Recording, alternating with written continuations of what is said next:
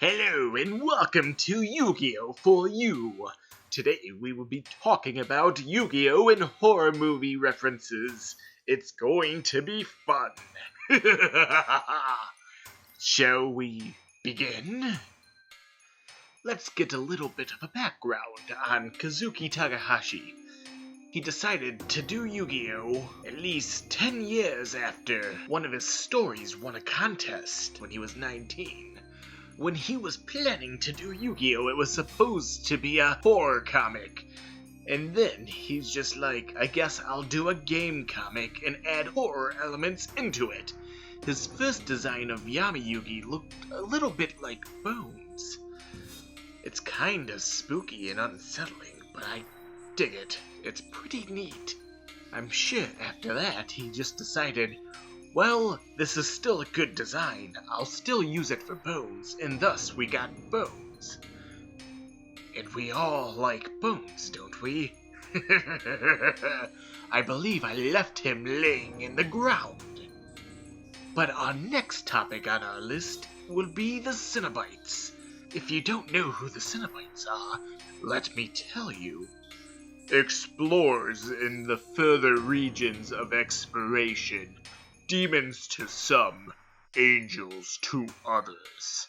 The Cenobites are extra-dimensional beings who appear in the works of Clive Barker, including his book The Hellbound Heart.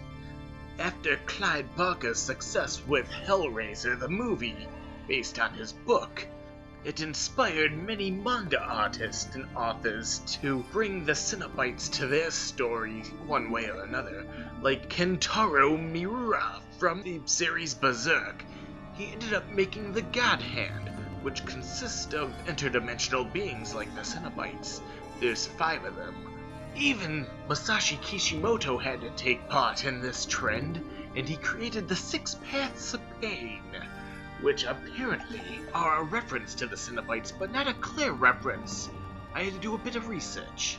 So the monsters that are based on Cenobites in the card game are Newdoria, who was played by Merrick Ishtar. Newdoria is based on Chatterer. And then we got Gate Deej, which is based on Butterball. He's not really a monster that appears too often. He didn't even have an appearance in the show, but he's been in plenty of video games.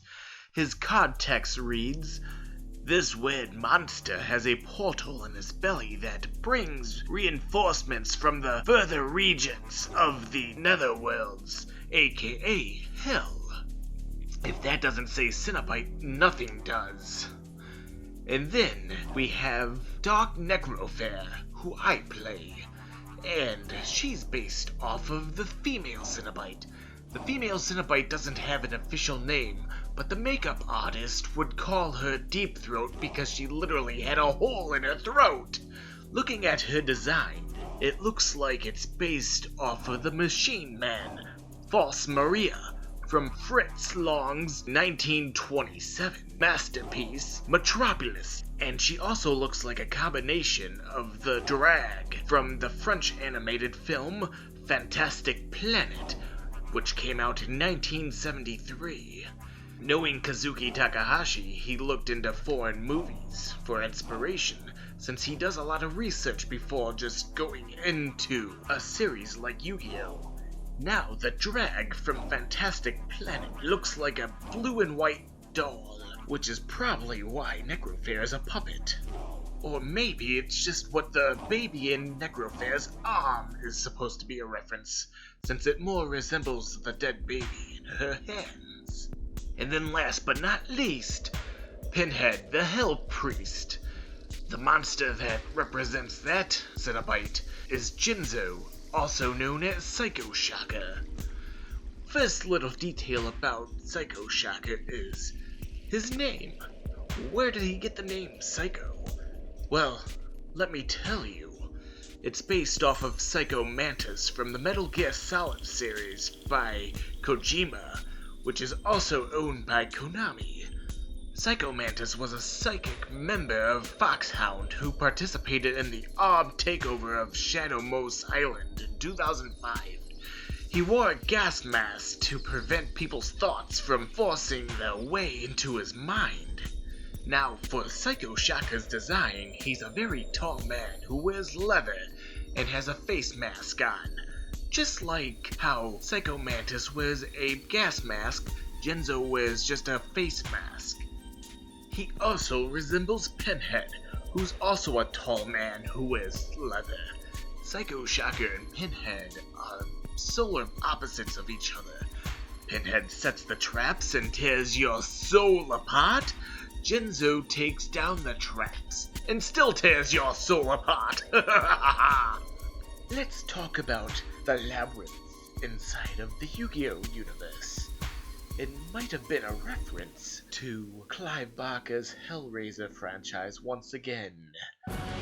The Labyrinth in that franchise is a realm of torture and pain which plays home to the Cenobites.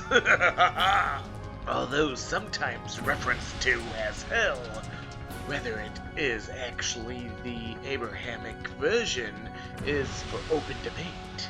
As its name suggests, Labyrinth is a vast multi-leveled maze of countless corridors, platforms, and rooms. It's quite impossible for those not of that realm to navigate through. Inside the one in Yu-Gi-Oh! Duel Monsters, it's called the Souls Rooms. Shadi used the Millennium Key to unlock the Soul Room of Yugimoto. Little did he know there would be two doors. One door of innocence that represents little Yugi with games and toys, and then one room for the Dark Pharaoh. His room was a labyrinth, staircases and traps all over the place. Every door led you to a different dimension, a different trap. It was unsolvable.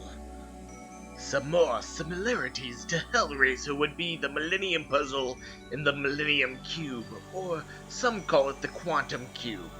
Both those items are very similar to the Lament configuration, the box that is used to summon the Cenobites to you.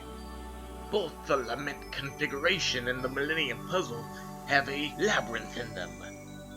Also, the Lament configuration inspired Berserk's author to create the ballad, the little egg-shaped thing that screams and bleeds out of its face, just to summon the God Hand.